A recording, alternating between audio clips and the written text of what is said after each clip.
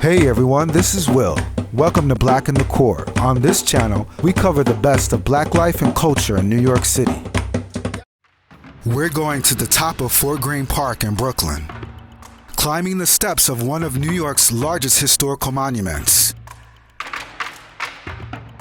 During the Revolutionary War, the British put prisoners of war on prison ships floating in Fort Greene's Wallabout Bay. When a prisoner died, they were just thrown overboard. So by the end of the war, countless bodies had washed ashore in Brooklyn. It was decided that the remains should be collected and placed inside of a memorial. There's a crypt under this column that holds the remains of more than 11,000 prisoners. A large number of the prisoners were black. One of the few prisoners who did survive was James Forten, a free black man who enlisted himself to fight for the revolution and was only 14 when he was captured at sea by the British. When he was finally released through a prisoner exchange, he walked all the way to Philadelphia to find his family.